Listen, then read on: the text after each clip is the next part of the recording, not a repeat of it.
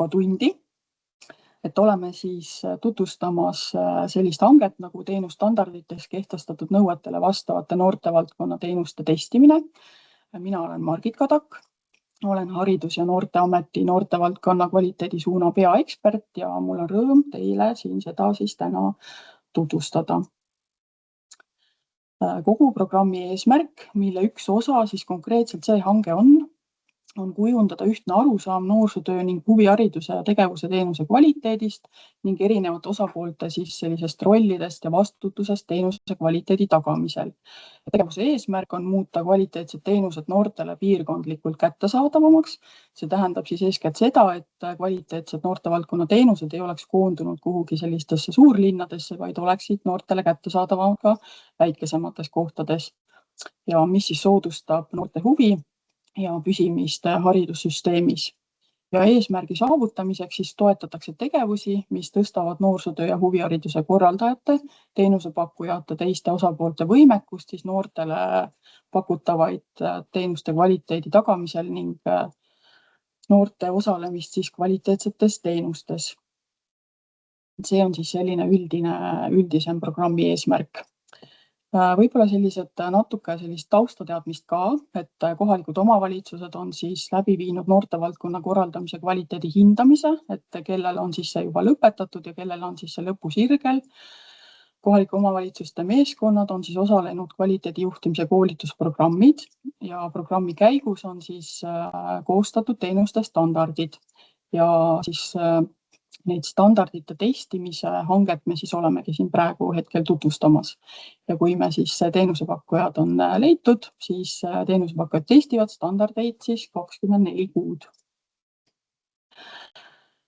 Ja selline suurem eesmärk on siis leida eeskätt teenusepakkujad, kes hakkaksid siis standardeid testima, et parandada siis teenuste kvaliteeti, suurendada noorte osalust ja toetada siis teenuse jätkusuutlikku arendamist siis ka sellist pärast testperioodi lõppu, et see oleks ka siis jätkusuutlik. Teenuste testimisel on sellised 2 peamist suunda, et on parendustegevused ja rakendamised. Et parendustegevuse all on siis mõeldud teenuste arendamine, standardis esitatud nõuetele vastavaks ja rakendamine siis standarditele vastavate teenuste pakkumine noortele. Ja nii nagu ka eelpool mainitud, siis testimine toimub 24 kuu jooksul hankelepingu sõlmimise hetkest.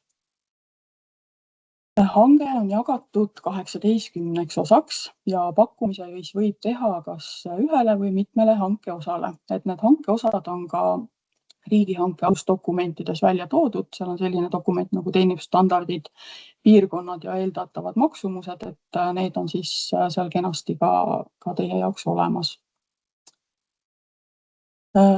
Siis noorte osaluskorrad, et teenusest osa saavate noorte osaluskordade arv peab lepingu lõpuks olema siis piirkondade noorte arvust siis vähemalt 80%. Ja need noorte arvud on siis välja toodud 2025. aasta seisuga. Ja kui te võib-olla eelnevates projektides olete kokku puutunud unikaalsete noortega, siis sel korral unikaalseid noori lugeda ei ole vaja, et loetakse noorte osaluskordi.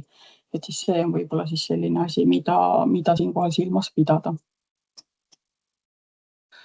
Oleme ka välja toonud siis standardid, et ma neid kõiki teile ette lugema ei hakka, et need on samuti hankealusdokumentides välja toodud. Küll aga siis siinkohal märkida seda, et antud standardid saab siis testida selles piirkonnas, kuhu see standard loodud on. Et kui teenusepakkujale tundub, et kuskil piirkonnas on väga lahe standard, tahaks oma noortega ka seda katsetada, siis seda võimalik teha ei ole. See on ikkagi loodud eeskätt sinna piirkonda, kus siis see vajadus kõige suurem on. Hanke eeldatav maksumus on samuti hankealusdokumentides välja toodud ja need summad on siis samamoodi lähtutud selle summa kujunemisest teie piirkonna noorte arvust, et need maksumused leiate samuti sealt teenusstandardite ja piirkondade dokumendist. Et siin võib-olla hoiame slaidi võib-olla natukene kauem, et saate oma piirkonna summa siis leida ja pilgu peale visata, et milline siis see eeldav maksumus võiks teie piirkonnas olla. Ja siis hankes aktsepteeritakse teenuse elluviimise ja parendamisega otseselt seotud kulusid ja siis välja arvatud projektidele, mis on siis käsitletavad ühekordse sündmusena, kinnisvara omandamisele, ehitamise ja remonditöödele, renoveerimisega seotud kuludele, tegevused siis, mis on juba ellu viidud enne pakkumuse esitamist, asutuse eelarvelisi põhikulusid ja sõidukite soetamise ja rentimisega seotud kulud siis ka ei ole aktsepteeritavad. Pakkujateks ootame teenusepakkujaid, kelle all peame silmas noortevaldkonna teenuseid pakkujaid munitsipaal-, era- või kolmanda sektori organisatsioone või siis ka asutusi. Ja olgu siinkohal öeldud, et pakkuja ei saa olla siis kohalik omavalitsus ise. Ja pakkuja võib olla siis üks teenusepakkuja üksi või siis ka mitu teenusepakkujat ühispakkujana. Pakkuja peab olema oma meeskonda siis kaasanud vähemalt ühe noortevaldkonna spetsialisti, kes siis peab vastama kõigile tingimustele, et tal on siis omandatud noorsootööalane kõrgharidus või tal on vähemalt Eesti kvalifikatsiooniraamistiku tasemele 5 vastav noorsootööalane kvalifikatsioon või siis nendega samaväärne. Ja ta on siis riigihanke algamisele eelnevalt kokku töötanud siis 12 kuud noortevaldkonnas või seal tegutsenud või siis tal on 12-kuuline noortevaldkonna projektide juhtimise kogemus. Et need siis on sellised nõuded spetsialistile.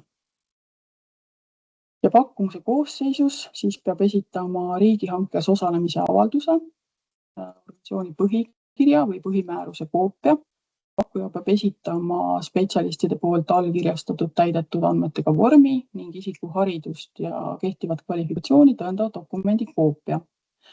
Tuleb esitada ka tegevuskava, eelarve ja prognoositav siis osaluskordade arv, millal need prognoositakse saavutada. Ja vajadusel siis ühispakkujate volikiri ja vajadusel siis ka volikiri pakkumise allkirjastajale, kui allkirjastaja ei ole pakkuja allkirjastaja õiguslik isik. Et need siis on, need dokumendid on ka riigihanke alusdokumentides ilusti välja toodud, et need on sealt ka teile leitavad ja vormid siis ka samuti, mida täita tuleb.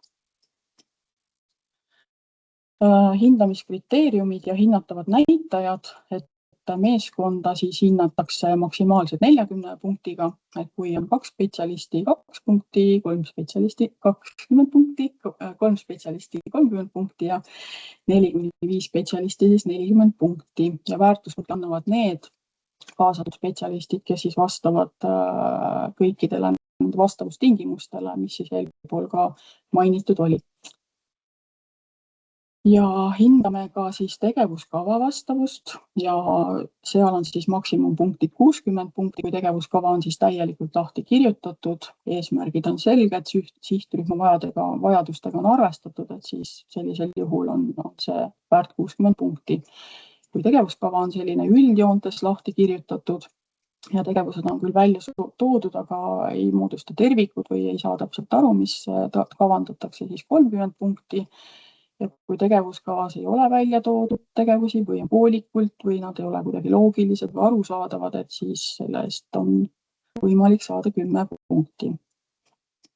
Ja need on ka samamoodi seal hindamiskriteeriumites ja hinnatavates näitajates kõigile lahti kirjutatud, et neid saab samamoodi vaadata. Pakkumused siis tunnistatakse edukaks, igas hanke osas üks enim väärtuspunkte saanud pakkumus.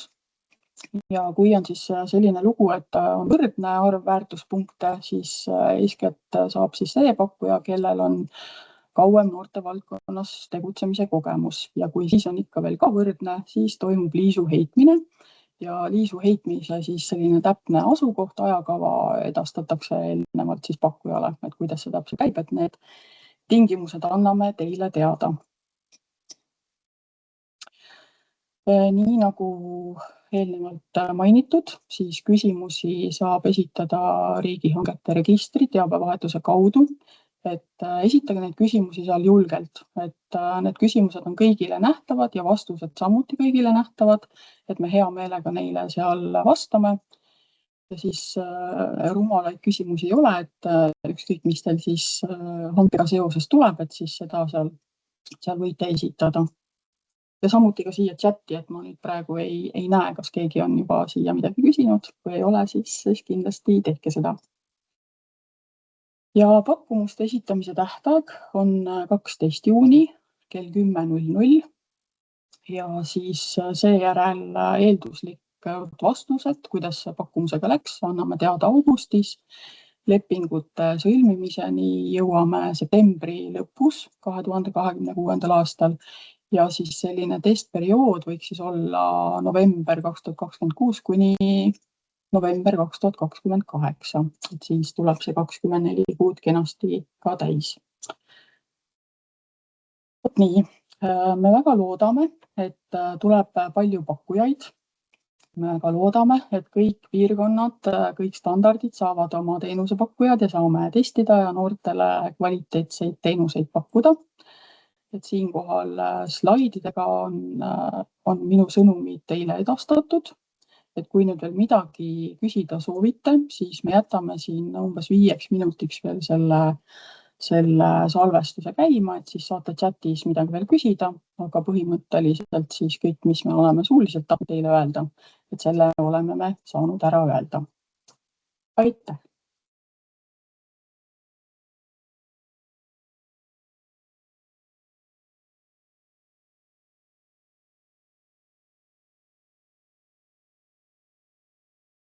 Nii, nüüd jah.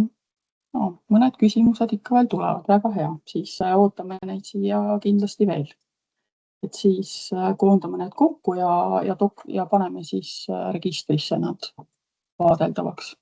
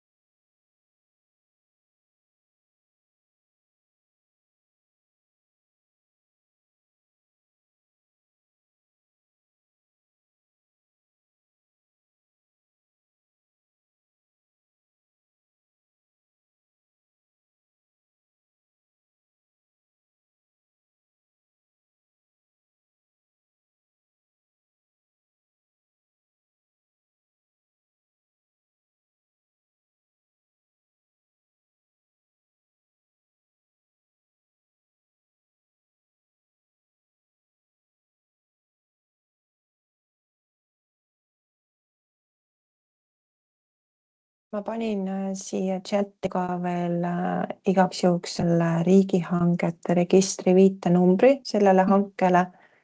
Et siis, kui me vastame neile küsimustele, et siis te teate, kust kohast täpselt minna neid otsima. Ja need slaidid ja see tänane infotund saab ka olema sealsamas riigihangete registris saadaval ja järelvaadatav igal hetkel.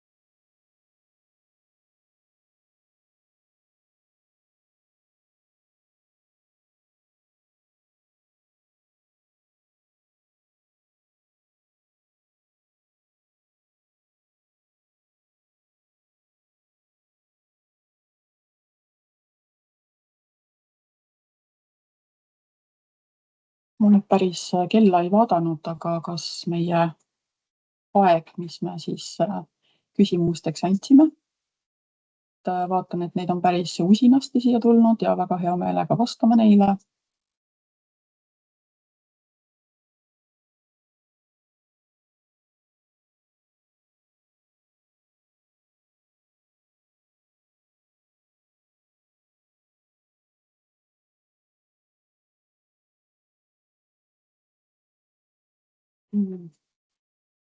Aga kui rohkem hetkel küsimusi ei ole, siis väga täname osalemast ja kindlasti anname küsimustele vastused. Vähemalt loodetavasti saab neile vastused ka homseks juba sinna registrisse üles laadida. Et siis on need sealt kõigile nähtavad. Keegi veel kirjutab midagi.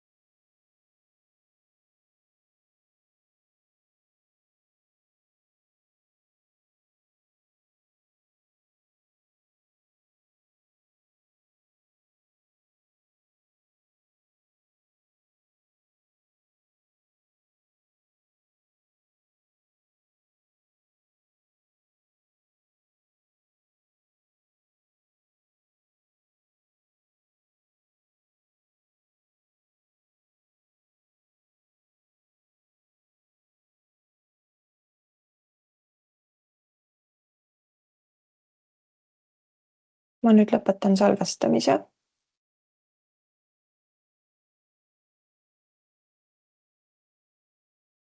Jah, et ma arvan, et